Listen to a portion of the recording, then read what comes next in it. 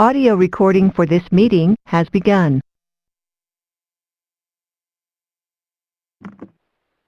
Hello everyone, my name is Carrie Kosach with the National Council of Juvenile and Family Court Judges, and thank you for attending the Linking Systems of Care for Children and Youth Cross-Sites Conversation done in participation with the Office of Victims of Crime.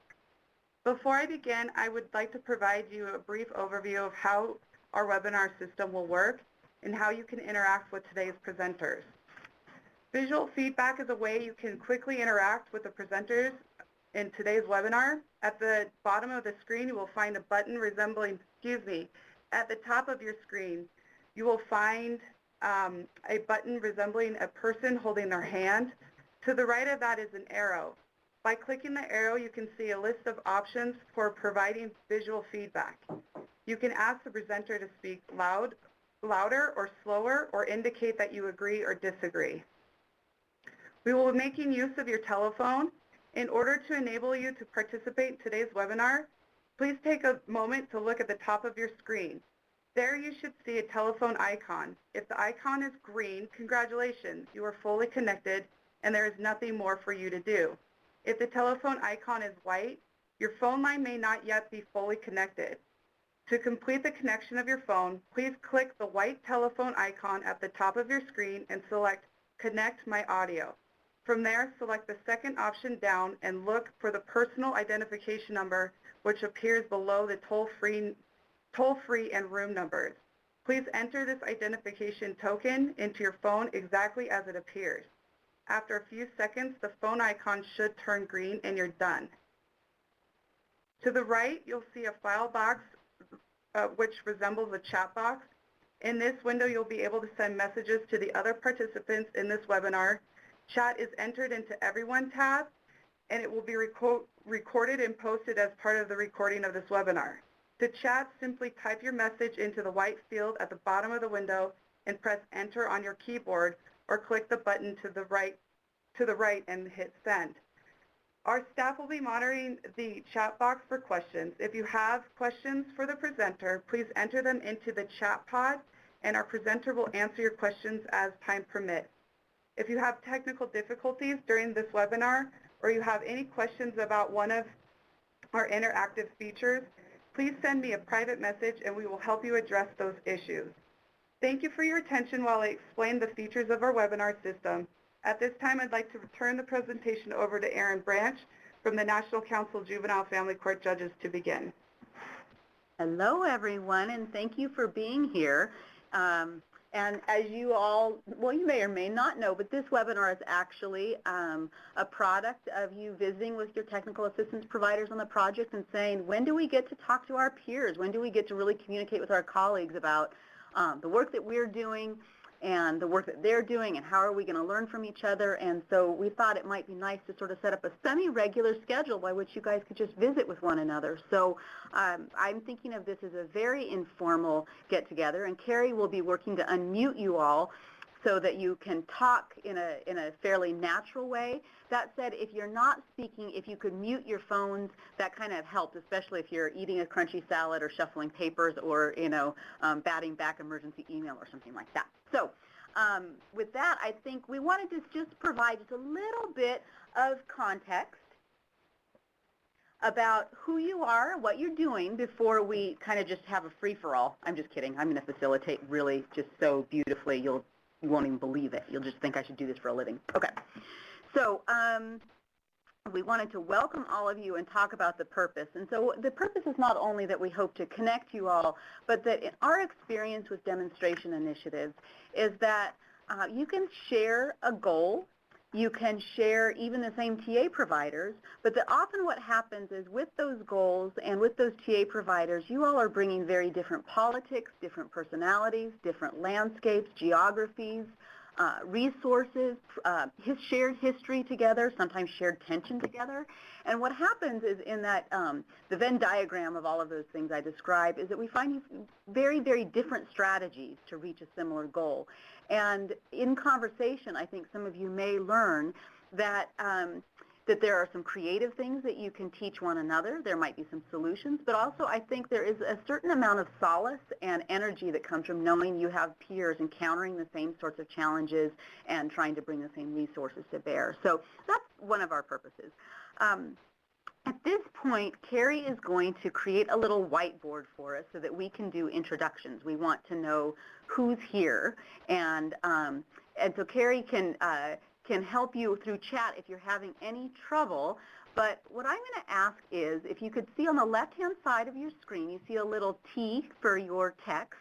You could drag that onto your white screen and type your name, what state you're from, and one or two words that describe how you're feeling about this project right now. And you all can all be doing this at the same time. So let's give it a try. And once you type, you have to click off of the whiteboard in order for your text to pop up, is my memory. Is that right? Correct. Okay.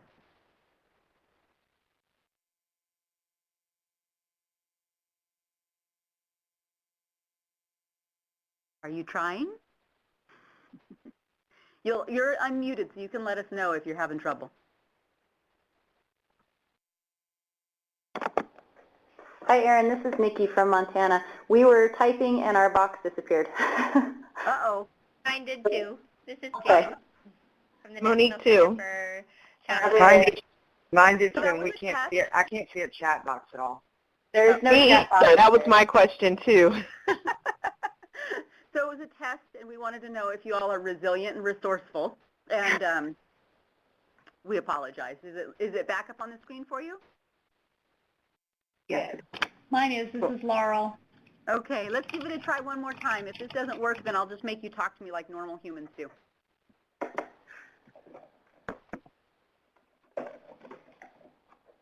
This is Jenna. The whiteboard is up, but the text function is no longer available. Okay, I'm going to say we scrap it, and then what I'd like to do is just ask, and I'm going to go in order of the way of the login, is if I could ask you all to respond to those questions, who you are, what state you're from, maybe you could say something about your role on the team, and 2 words that describe your feelings about this project right now. So Calvin.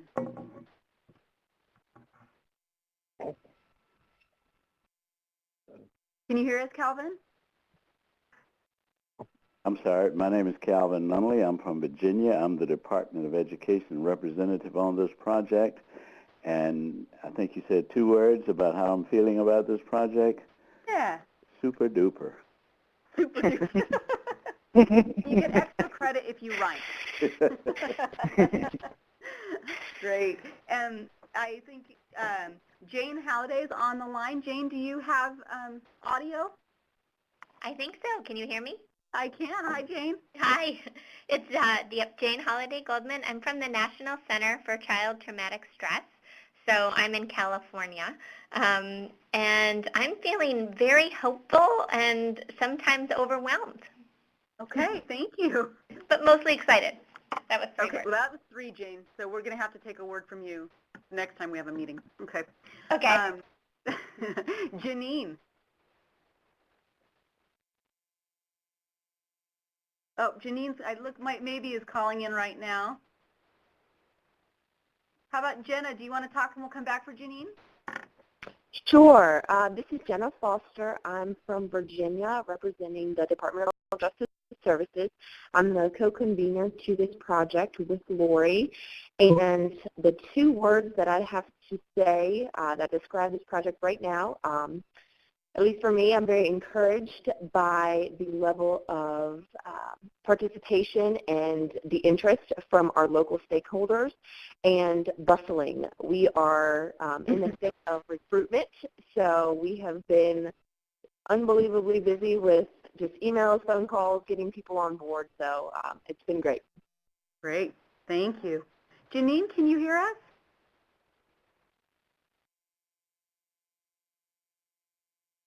Not yet. Okay. Looks like Julie and June maybe don't have their audio connected yet either. Laurel? Hi, I am Laurel Marks. I manage juvenile and adult services at the Virginia Department of Criminal Justice Services, and I'm also on the partner agency team for this project. I think the words that I would currently say about this project are, I am eagerly awaiting awaiting or anticipating. Pick one for my two. I'm eager to see how this all kind of plays out with all the information we're getting and input we're getting and that sort of thing. Cool. Thank you. Lori. Yes, this is Laurie Crawford, and I'm from Virginia. I'm the project manager working with Jenna, and I represent the Department of Social Services on this project. And I feel challenged and speedy. Those are the two words. I was going to say excited too, but you said two, so. Thank you very much. Monique, hi. Hello, I'm Monique Williams, and I am from Virginia, and I represent the Department of Behavioral Health and Developmental Services on this project. And I hate being last because everyone takes the good words. So I am going to say that I am eager to keep things going and keep the energy going, and I would say lastly, excited. Nothing else to say. That's how you know you have something in common with all these people. I think it's all good. Right. Yeah. Awesome. Okay, Nancy. Hello, this is Nancy Fowler. I am the project director for the Linking Systems of Care with the Department of Social Services, and I am really pleased with all that we've accomplished so far, and I'm hopeful for what's still yet to come. Excellent. Thank you. And Nikki? Hi, this is Nikki. I am from Montana, and I am the program manager for this project. And I would say my two words, they've all been taken as well, but I'm excited to be a part of it. I think it's a really great project, and I'm also very hopeful for the change that we might be able to make and even the information that we come up with to share. I'm also sitting here with June, too, so I'll have her introduce herself as well. Thank you. Great. Hello, this is June Elliston, and I'm in Montana, and right now I am feeling a little anxious because I'm trying to go to some tribal councils on Monday, and there's been some holdups, and a little bit. Well, maybe that's something we can talk about today and see if we can't offer you some support or ideas, or at least people you can come back to. And then Vipin. Hi, this is Vipin Reddy. I'm from Virginia, but I'll be working on the evaluations and helping out with that for Montana. And I think the two words that really describe how I feel right now are excited and a little bit nervous because I'm still becoming really familiar with the project. But the work seems amazing, and I can't wait to be really involved with it. Oh, well, thanks for being here. That's great. And I don't, we're still having a little bit of trouble connecting with, is Janine? Janine still has kind of a funky audio setup. We heard from June, and then Julie doesn't seem to have audio. So I'm going to guess that one of your two words is excited. And you'll have to catch up with us the next time we have audio. If you get your audio back, feel free to just speak up while we're in conversation. And, of course, you can always use the chat function if you'd like to, and Carrie will interrupt on your behalf. The chat function is not working. The chat box is not working? I don't see. Oh, wait a minute. No? I don't show a chat box on my screen either. This is Nikki. Yeah, I don't have one either. Okay. It was there at the beginning, and then it disappeared. Well, I'll tell you what, it just guys. blinked out. If you all have Michelle, Carlene, or Crystal's email addresses, you can email them, and they have their phones, and we'll use that as our chat function, and we really apologize for that. But right now, I think I'd like to get to the webinar. So, is there a hand raised? Calvin has his hand raised. Who does? Calvin. Calvin, what's up? What's the question? I'm sorry. It looks like you had your hand raised. With the No, little... I was sort of playing with the icon. Sorry. Oh, you were. That's okay. We've all done it. That's funny. Okay. So as you heard, we have folks with us from both the state of Montana and the state of Virginia, and we wanted to make sure that you knew, first of all, that you have very, very different sorts of organizations coming to this work. And from our perspective as TA providers, and I think I can speak for OVC also, that's one of the things we're learning from, is what sorts of stakeholders make for really effective work. And so we're delighted that you're here. We asked everybody to send some pictures that represented their state and their team, and I wonder if a spokesperson from Montana could tell us what we're looking at here. Hi, this is Nikki. Sorry, June and I were just talking about the pictures on our screen. Oh, funny. So the person right under Montana there, that's myself, Nikki. The person under me there is June Elstead. She's our project coordinator. The gentleman on the screen is Professor Dustin Hollis. He is our research individual, our PI person. And then the other person that you see on the screen there is Julie Fisher. She doesn't have a microphone right now, but she is our grant manager and our juvenile justice specialist here in Montana. The rest of the pictures are just some scenery from around Montana. The one there with the flowers is one that I took from a hike that I did here on campus that's looking down on the city. And the other two are actually just some stock photos that I pulled. So. It's too bad y'all have to live there. I know, it's awful. It really is. It's really so heartening to see nature like that all the time. Awesome. Okay. Well, why don't we see what our friends from Virginia sent over? Can someone from Virginia tell us who we're looking at and what we're looking at? Please, Sure. Oh, please, no, Laurie. Who are these people in this top picture? Oh. This is at the top left is our partner agency team and staff. And so and the staff is in the front. So at the bottom left is Calvin, who just spoke up, Monique, Jenna, and then me. And then the other folks are our partner agency, representatives of our partner agencies. And so we've got Alex Camberas, who's from social services. We've got Janet Lung from behavioral health. But I'll just point out the people at on the call. We've got third one over on the back row is Laurel, who's on the call from DCJS. And then Nancy is the third from the right, and she's from social services. And so all these other folks represent our other agencies. Now the chat box is back and really big. Then to the right there, that is Richmond, and that's our state capitol building. And we are all within three or four blocks of that building. And our offices are, anyway, located downtown Richmond. And this is another picture of Richmond. We've got, to the bottom left, Richmond's called the River City because the James River runs all the way through it. And so that's a picture of the James River with the city in the background.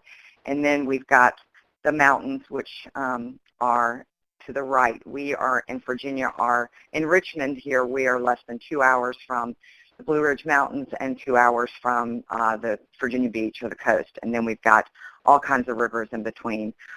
So we love our geography here. Tell them what's going on this week, Laurie. Oh, we have an international bike race here this week, which supposedly was bringing in, they said, I think it's cumulative 450,000 people, but they're from, Nancy can probably tell me because she's a big fan of the bike race, how many countries are represented. Do you know, Nancy? Oh, you misrepresented me entirely. I thought you were a fan since you chose to be down there on the busy days. Nancy's probably the only one in Richmond who works down there. Yes, it's kind of so for this entire week, basically our downtown area and as well as other parts of the city and even in the outlying counties have been streets closed. Literally, it will be a total of, I guess, 9 or 10 days. So I am working from home. The staff is all working from home this week, and I believe Nancy and Laurel in their management positions are downtown.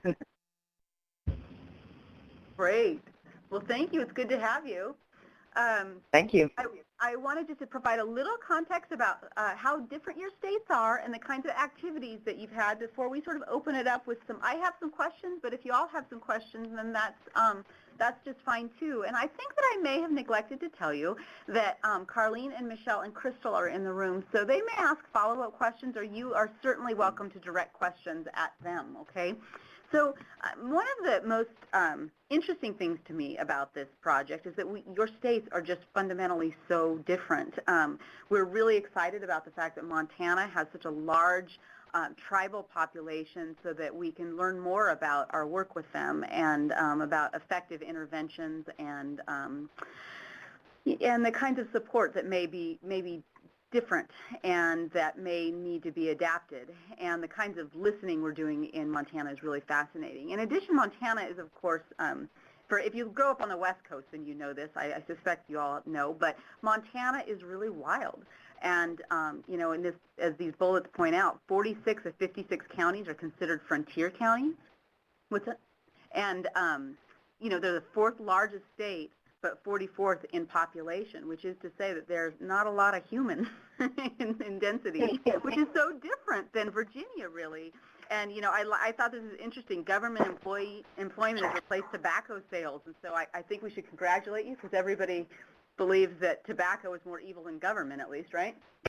So, anyway, there's 12th largest state in population and predominantly urban, and so that too points out some real learning opportunities. And just as a reminder that a demonstration initiative is by its very nature a chance for us to look at the work you're doing in your states and learn from what you're doing in a way that we can take these lessons national. And so we're really looking to you to not only help us learn what tools and interventions and protocols work, but also what processes for talking to stakeholders, for listening to the consumers of various and sundry services. You know, what sorts of processes are going to help when another state decides that they would like to do similar work. So in terms of recent activities from the states, Montana decided they would complete a systems care literature review and an annotated bibliography. And they've completed 13 non-tribal listening sessions and focus groups. In Virginia, at the same time, completed a stakeholder survey and has scheduled and developed agendas for 5 regional systems mapping events. So you can tell that, you know, you're both definitely in phases where you're soliciting what information is out there, but have chosen to do it in some different ways. And so part of our discussion may turn on why you decided to do things in the order you have done them and what efforts you'll make to come back around to do some of these activities. In terms of upcoming activities, Montana is still scheduled to conduct 7 tribal focus groups. They're going to conduct a victimization screening tool analysis, and I think we'll all learn from that kind of analyses. And they're distributing a statewide gap or needs survey. Virginia, meanwhile, is planning to launch an organizational readiness survey, complete their 5 regional systems mapping events, and develop a screening tool. So I think you can see between the two of you how much synergy there is in terms of identifying tools, listening to stakeholders, and identifying needs in your communities. We also thought it would be a good idea to give you samples of the kinds of technical assistance requests we've received from each state, because I think Michelle is bored and she would like to coordinate some more TAs, so maybe you'll get some ideas. So Montana has asked us if we could research models of implementation plans, and we're currently working on that. We're also working on a statewide resource guide for Montana, which has been a pretty exhaustive process, but you know, I think very helpful in terms of some resource mapping ultimately, and then finding some screening tool samples just so you can begin your analysis. Virginia, on the other hand, asked for a compilation and summation of stakeholder survey results. They also asked us for assistance in developing their agenda and activities for regional mapping events. As you all know, when you pull your stakeholders together, you want to get the best information from them and use their time wisely. And so that's been a fairly nuanced process. And then also to ask to make some recommendations on organizational readiness surveys, because they don't want to go through the process and exhaust their stakeholders without getting the information that they need. So we just thought it might be helpful for you all to have a sense of what the others were doing. And with that, I really would love to just turn this over to you all. I have some questions to ask. Now that our chat box is back up, I'm going to ask that while we're visiting, if you have questions you'd like to ask of one another, that you either do that organically through the conversation or that you can put it in the chat box and we will certainly introduce it. So I'm going to start with the first question that I have, and if it doesn't feel like the most urgent thing to you, I encourage you to say so and ask what you'd like to ask of one another. So the first question I have is if you all could share with one another what some of the biggest challenges you encountered when preparing and conducting your community conversations and how you overcame those. And I think a subtext to all of these questions is what would you do differently moving forward with these processes if you had it to do over again? What should we learn from your experience? So it looks like Jenna has a question. Hear more about screening tool samples that Montana is currently reviewing. We will make that a priority. Yep.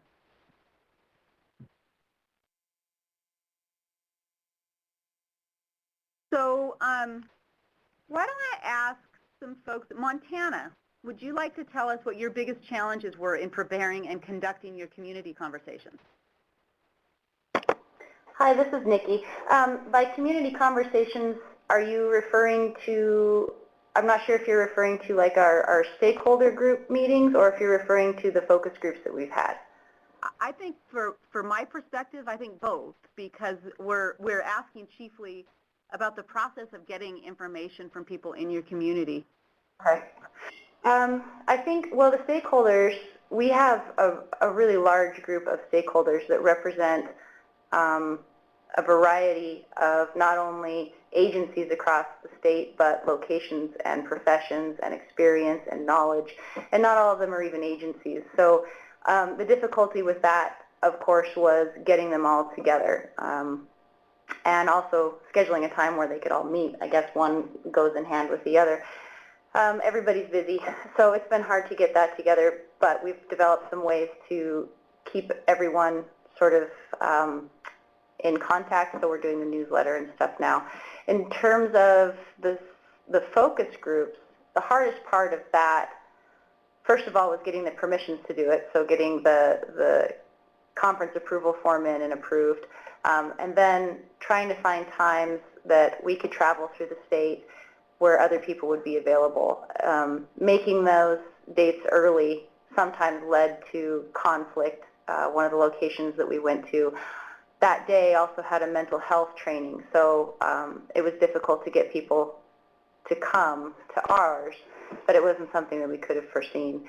So I would say the process of well, the geography of Montana is very large, so getting to those places to talk to those people, but then also getting all of those people to be able to come and talk to you is a challenge. As far as overcoming it, I'm not sure if I have an easy answer for that. You just do, you just do what you have to do. You make your plan and you invite the people, and hopefully they come. So, does that answer your question? Yeah, I think so. Does anybody from Virginia have thoughts about those challenges, or was your experience similar? This is Laurie, and we are experiencing those things right now. But it's just logistics are kind of typical with any event planning. And our events, and I know that Carlene, when we first told her, basically we want to do these basically really large focus groups and mapping events with 70, 75 people in them, each one of 5. And we identified about a little under 25 different stakeholder groups that we needed to invite from 3 localities in each of those 5 regions. And so just doing at the same time that we are trying to tell them about this project and educate folks who have not heard of it, but many of whom haven't. I think most of them have heard of it now. But telling them what the project is, why they should come, and then, we've all pretty much spent, because our first event was August 26th, We have one next week, one at the end of the month, and we have 2 in 3 days in the first week in November, all in other parts of the state except for the first one. And so we have all been pretty much for the past 2 to 3 weeks spending a good portion of our days just calling people, emailing people, giving them information, getting them to register, that kind of thing. However, I will say that our first event, and trying to figure out logistics on activities that we can get information from that large group of people in a way that makes sense, and just managing that size group of people. But we felt like that we needed the stakeholders of all of our relevant partner agencies to be involved. And so, we've got, child welfare, we've got education and juvenile justice and adult criminal justice and law enforcement, advocacy, community services boards, and other behavioral health people. So it's a wide range of folks. And, thankfully, Carlene was a huge help in helping us to get our activities coordinated and how we were going to move throughout the day. And the one really positive thing I'll say is that the first event, to all of our delight, went really, really well, and it was kind of doing the unknown. I don't believe anything. Mapping events in Virginia have been done before with 2 systems, like criminal justice and with behavioral health. So we are expanding that to 6 or 7 systems, and we have gotten, people were really excited to be at the event. They were really excited about the opportunity to come together with other providers that they usually don't have opportunities to come together with, and that they want more opportunities like that. So even though it's, it's always a logistic, it's like planning 5 conferences basically. And so, I mean, that's where we're like the ones speaking the whole time too. So that's always going to be a challenge, but I think that we really haven't tweaked it much, and I don't know that we could do it any differently than we have. We have decided one challenge that we ran into was that a couple of the rural, as you mentioned, there's diversity, and 2 of our regions are very rural, and so getting the numbers were harder for those, and so we've looked into expanding it to more counties because they have less people per county, and that strategy seems to be working. So right now we're moving right along.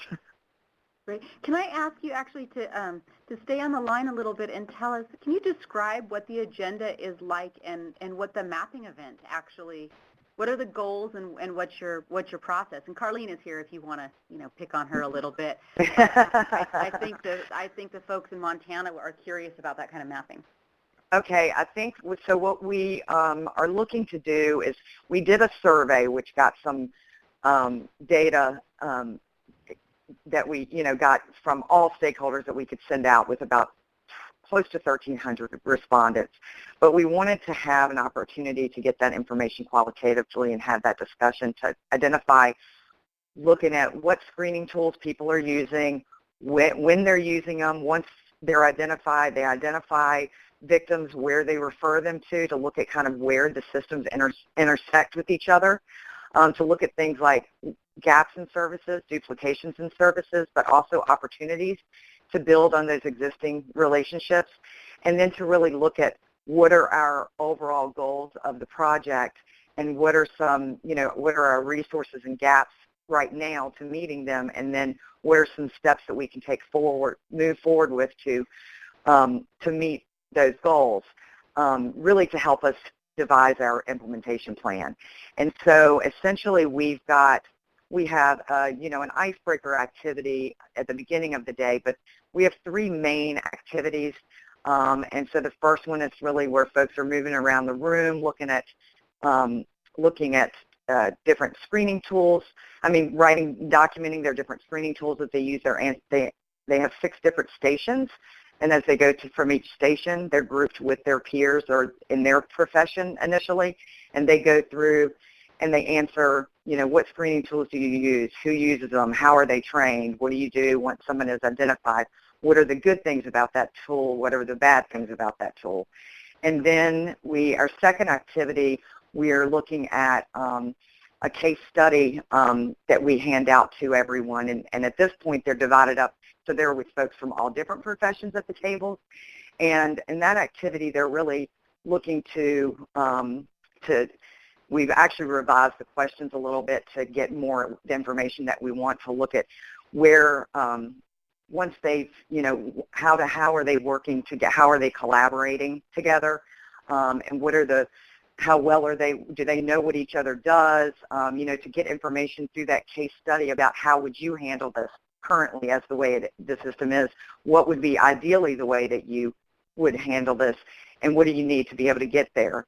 And then at the third activity, we do the very thing that I just described, and we have them, they're all broken into groups all day long, and then the groups get together, and then they go back to the whole room discussion. And so for the third activity, they, with their group, go through, and each of them gets assigned a goal, and then they, as a group, say what are their gaps and resources, and then what are some specific steps that need to be taken in order for them to meet the goal. And then we bring them back to this larger room where folks can add on, have a larger discussion. And so all of this is recorded on flip chart paper, and I think after the first one we had about 50-some sheets of flip chart paper that then the staff just came back and put in a conference room all over the wall and recorded everything and came up with themes, and working on that document now, kind of a template for the future activities. Yeah, that's we try to keep people up and moving around, and like I said, it's like a very large focus group, or like 8 different focus groups going on at one time. That's really interesting. Carlene, do you want to add anything? Sure, I can add something. Hi, everybody. This is Carlene from the National Council. I am kind of the site TA manager for Virginia, so we work hands-on all the time. And so I want to give all of you guys just a great kind of pat on the back for the very first regional event that you had. They just reached out to me a couple of days ago, and they were able to share some of the qualitative data that they got on these activities. I think what worked really well was that we had a few weeks to plan out step by step all the activities, set aside an approximate amount of time for each activity and what needed to be detailed during that time. And I think that the group was very thoughtful in that these are long days, so they invite these groups of stakeholders to come, and it's an 8 to 5 day. Lunch is provided, but it's really almost a working lunch. And so they were cognizant that it was important to have an icebreaker at the very beginning and to explain the project from the get-go. And then we slowly moved into, with these 3 main activities, capturing information that they needed to go to the next step. And like Lori said, right now what we're working on is putting that in a simpler form, a brief report, and the group is going to be writing up a similar report for each of the following regional events. And then I think at the end we can look at those 5 reports from the regional events and pull out themes that came out across the board, regardless of whether it was a very urban jurisdiction or a very rural one. And it will give them a lot of meaty information to move forward. Yeah. Thank you. So Nikki, did that answer your question, or do you have any other questions for Virginia? I don't. I think it's a fantastic idea. I think, good job, guys. I mean, that was a pretty cool thing to come up with. So when you're talking about these events, these are the mapping events, am I right? Correct. Okay, and so these are the groups of 70 or 75 people that each of these groups have representation from the different region, or no, not from the different regions, but the different agencies within each region? Okay. Correct. Okay, perfect. That was my question. Where did you... And just to clarify, this is Jenna, the information that we get from the mapping events, and really with all of our committee work combined, right now we have 4 different committees, they each flow, the information flows one into another. So all the information that we're getting from these mapping events are going to be used for the screening tools committee, the training committee. It's going to influence what policies, Monique looks at. So that's kind of how this information goes. And the one thing that we've really gotten from the first event that we did was that these people that are brought to the table really want to be engaged with this project on a more continual basis. They didn't want this to be just like a token type thing. They want to see us reach out to them again in the future phases to solicit feedback and things like that. So it was a great day of conversation, and I expect the same from the remaining 4. So let me ask you, do you think it would be okay to share the agenda and even some of these regional reports with your friends in Montana? Absolutely. Cool. So, Jenna, did you want to go ahead and ask Montana directly your question about screening tools? And their Sure. process? So Okay. I'm actually over the Screening Tools Committee right now, and what we're doing is looking at a variety of tools that are already in place and then kind of pulling from those to kind of create something that would be beneficial to this project and to our constituents that we've been reaching out to for feedback. We also have a local group in Richmond that has recently created a screening tool that they're really pushing and they're piloting. So they're doing a lot of great work around that. And so my question was, first, what kind of screening tools are you looking at? What have you found? Have you looked at kind of the assessment versus the screening? What does that process look like? And when you are going to your tribal meetings and things like that, is that brought up in conversation? And what kind of challenges are you facing? That's a big question. I think Sorry about that. No, it's okay. This is where I wish Dustin was here. His team at with the University of Montana, the Criminology Research Group, is doing a lot of the evaluation on the screening tools. But basically what it is we're trying to find what screening and assessment tools are being used here in Montana currently, but also across the nation. One, because we want to know, what's here. Is it working for the people that are using it? Is it not working? Why or why not?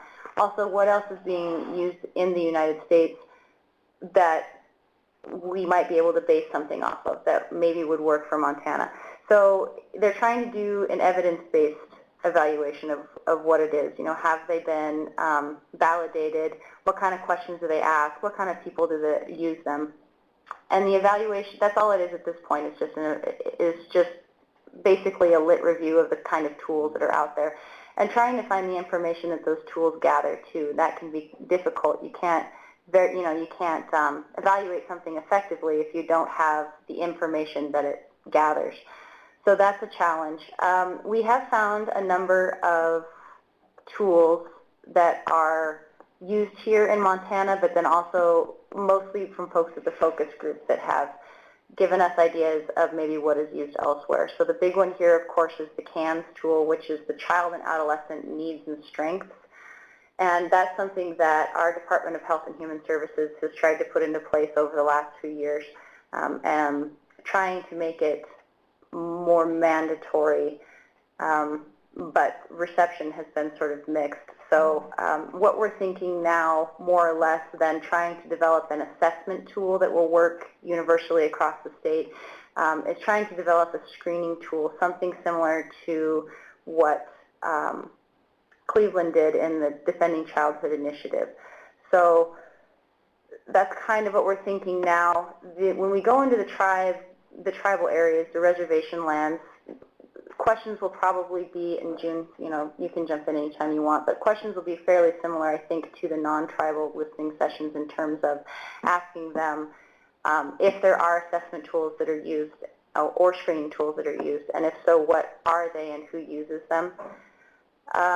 That's been our greatest resource. Of course, FCJ has done some research into it too and sent some information to us regarding tools as well. So it's an ongoing process, of looking at those and doing some analysis on them as well. Does that answer your questions, or did I miss one? It does, and I know we've looked at the Defending Childhood Initiative as well, so it's interesting to see the parallels there, and I would be interested to just kind of share notes with you as we go along, not that our populations are necessarily the same, but just kind of looking what you're doing versus what our committee is doing. Yeah, that would be great. I feel free to, is our contact information going to be on this webinar?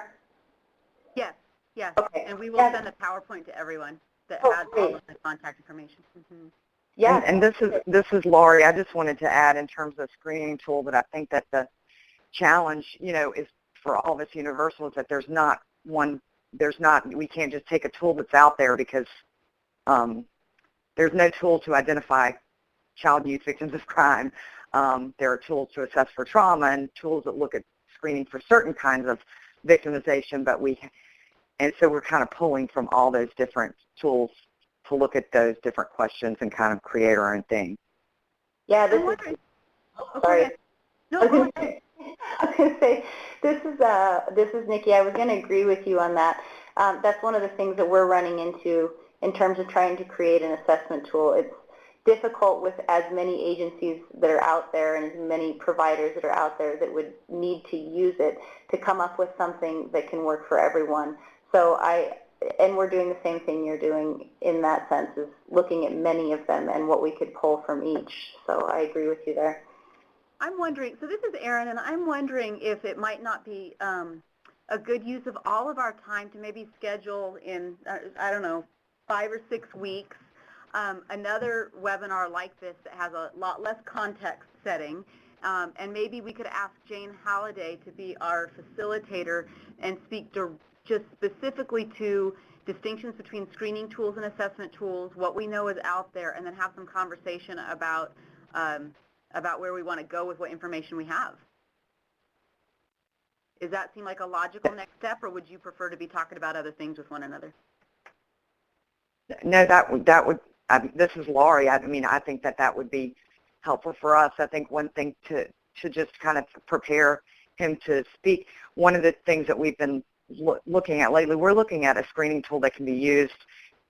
We're kind of thinking Child Protective Services. They've already identified the child as a victim, so we're looking at like daycare providers, people working in homeless shelters. Those kinds to identify victims early on that might not typically be identified till later on or when they're in the system. And so one of the challenges with that has looked at how do you do a training for those populations of providers, how do you develop training, and how do you, because it's just, there's so varying education levels when you look at that level of service provider. So I think it would be great if we could kind of have that discussion. Okay. Well, and I conveniently offered Jane to do something when she's the only person who has no audio. So that's kind of wicked, huh? Hey, I have audio. I'm here. Oh, there she is. Do you think Jane, does that seem like something that we could just sort of facilitate, not to draw conclusions, but just explore what the challenges are with identifying and defining tools and the incumbent training that goes with it? Definitely, and I think one of the challenges with this, which I'm sure you've all faced, is that a lot of the tools go a lot into symptoms because that's kind of an easier and sometimes more helpful way to look at trauma and who needs help. But when you're also screening for if you're eligible for victims of crime services, then sometimes there's a conflict a little bit there. So it's I think it's an interesting challenge that we should discuss. Great. And I suspect that this will be the first of many discussions on this, but it might be helpful to sort of define the scope and see if we have some consensus about, what we're looking for. So I think that would be an excellent next conversation among all of you. Does anybody have any questions that they would like to ask of their colleagues that are pertinent to either the agenda for the mapping events or the Montana's process for identifying and sort of combing through screening tools? because I have one more question I would like to ask before we wrap up. Oh, Michelle has a question. I'd like to hear from Monique around the organizational readiness survey. Okay. Did you all hear Michelle? She wanted to know if Monique could speak a little bit to the thinking behind the organizational readiness survey and where you are in your process, and share a little bit more. Yes. Can you guys hear me okay? Yeah. Thanks, Monique. Okay. Well, basically, the organizational readiness survey is generally conducted on more of a direct level approach for providers who are working with clients and consumers.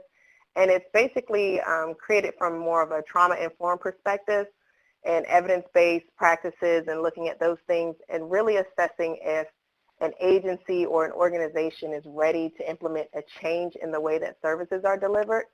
And so what we are doing with the organizational readiness survey is actually administering that survey across our state advisory level. So it's looking at our state agencies who are developing the policies and overseeing programs that are statewide and assessing how we embrace practices, policies, education and training around trauma-informed practices, how are we addressing victims, how are we providing services out in the community, how are we making those services available to those at the different localities, how are we overseeing it. So it's really focused on not just how the services are delivered because that's more of a local level, but more are we taking in consideration of the policies or the practices that we're doing as an agency when we're thinking about the consumers who are going to have to use these services. So it's a big overtaking because with our state is state advisory but locally administered. So we have 133 localities and we have 133 ways of doing things times 9 different state agencies that we're looking at. So it's definitely very interesting, and we run into a lot with our state agencies, you know, really having to not necessarily tell you this is what you have to do, but we give the, you know, this is a recommendation or here is some guidance on the practices that you need to have for your agency or your program. And so localities have the ability to be as autonomous and to develop their programs and deliver their services however, in a way. So the challenge is definitely trying to take the questions, again, that are more delivery-based and put them in a way that we focus on policies and practices. I think we'll all be interested in what you learn, for sure. Yes, I think we're all going to be very interested, Monique, too. right? That's right. So I know that, Nikki, you had some questions on Dustin's behalf?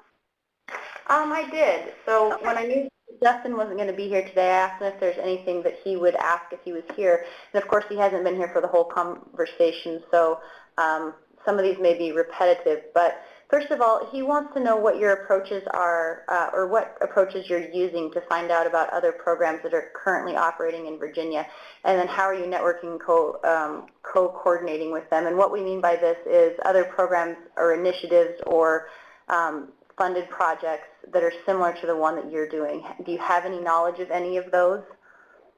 Yes, this is Laurie. We so there are 3. So education has received 2 very big grants that kind of go hand in hand. So it's Project Aware and Calvin, help me with the name. Transformation. School Climate Transformation, and those are both from SAMHSA. And that's looking at really providing more trauma-informed services and programming. They're working in targeted communities to build community networks around schools and school-based services. And then behavioral health has about another year, and that's on a system of care grant, and then has just recently received a grant to support local trauma-informed community network initiatives. So right now, we've got several that we know that we have 4. There's Richmond, the Richmond metro area, Fairfax, which is Northern Virginia, Tidewater, and then we just found out about one in Roanoke, which is Southwest Virginia, has developed regional trauma-informed community networks that has all these people at the table. This grant that they will do will fund support for those local initiatives, the ones that we have existing, and we meet. I mean, we're all the same people at the table, so we are all working in collaboration on those state-level projects. And then the existing trauma-informed community network, I go to the Richmond meetings. We're trying to reach out to all of them. I've talked at length with the one in Northern Virginia. We've worked with them to recruit people for the mapping events. Also with the Tidewater, what we're trying to do is just make sure that we are supporting what they've accomplished at the local level, and also that they can benefit from what we are trying to do at the state level. That does, it's a great opportunity. It also does present some challenges. So there are things, they've been working really hard on a screening tool, brief screening tool for the one here in Richmond, that they've been around for over 3 years, and they have determined they found a tool that they want to use. They are piloting it now. They're planning on implementing it in the Richmond area, so there's a little concern over what the state might come in and make them do that they've already just come to, it's something that they've determined they think will work for them. And so we are trying to really work on how what they're looking for might be different than what we are looking for. They're trying to really look at trauma assessment, and we are looking at crime victimization. I think that was mentioned a little bit ago. Carlene, I don't know if you wanted to talk about that at all, but we are working with them, and they're very supportive, so it's good. It's just as we go through it, we hear that Fairfax has a screening tool too in Northern Virginia, so these are all just kind of factors that play in as we roll out this project. Yeah, this is Carlene. I can add a little bit to that, but I think that was a good summary of kind of how the Virginia team is working really well with other agencies and networks that were already sort of developed before this demonstration project came into being. So I think the Virginia team is trying to be very respectful of all the kind of local level work that's happening, the community level work that's being done. And yeah, there was a conversation that just happened this week or last week about this particular trauma-informed network suggesting that the Virginia team just use their tool that they're currently working on piloting. And that was brought up in a subcommittee. And so what the group decided was that we would all take a very hard look at this instrument, kind of critique each of the items on it, and then go back to them and address it sort of in the next meeting, making them aware that we didn't take their suggestion lightly, but coming back with very clear specifications as to how the projects are different and how we're going to pull as many of those items as we can from that particular instrument, but it just may not be a perfect fit for what the Linking Systems of Care project, our overall goal for the project right now. So sometimes those conversations can be a little difficult to have. So, and just from Montana's FYI, that's the brief screening tool that Project Broadcast out of North Carolina developed, and they, I think, have tested it. Was it over 5,000, something like that? They've got a report on it, and it seems like a great tool. It just may not be for what it may not cover everything, and it may not be what we need. Right. Yeah, so this is Erin. It's a little after the hour, and I just wanted to say that we understand if a couple people need to peel off, but that council staff are certainly happy to hang out for a little bit while we finish up some of these questions. So I think in that question there was a question both about what's it like to sort of merge your statewide work with local efforts, but I think there was also an implicit question about how you knew that stuff was going on. And so was it simply that you're all at the same table, so you sit on two committees and you bring to one committee's attention the work of the other, or were there deliberate strategies to sort of uncover some of these efforts? Well, we were pretty much at the table with the one in Richmond. It's a lot of the same, kind of folks at the table, and obviously physically we're located here, and they've been around for over 3 years, so they're pretty well known. I think they're the first one in Virginia, and then the Fairfax person presented at that meeting, at the Richmond meeting, which I was at. So then I made that contact, and then as part of the project, someone else had told, we kind of heard word of mouth about the ones in Tidewater, because Monique used to work down there and had some contacts with, because they were actually received funding for their trauma-informed community network. And then we just, yesterday, Jenna, got contact information for the one that's in Southwest Virginia. And we hear that there are other ones, but now, so we're working to make sure that we identify if there are other ones. And obviously now, since we're working, behavioral health is included on our project staff, and they're the ones that are going to be giving out these local grants to support local efforts, we will definitely be aware of any new ones that are starting up. This is Monique. I just wanted to chime in because unfortunately we did not get the grant to do as many of the, we didn't. It's sad, but I saw the many. RFA. Yes, but we the plan was that we wanted to fund I think up to 10, but the RFA is going to allow us, because with some of the system of care grant funding that's still remaining, to try to fund, I believe, 2 to 3 communities. So it's not as many, but it's still going to have the same premise. And hopefully through that there'll be some kind of standard, kind of template for how to help them that then other communities could use even if they don't get funded.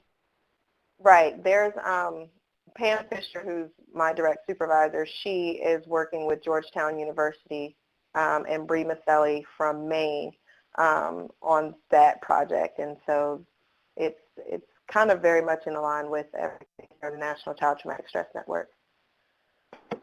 And then I wanted to add, too, just as Lori was saying, because we also, especially with Department of Education and with behavioral health and care, we have sort of like a grant crosswalk task force, I guess you can call it, where we have met monthly.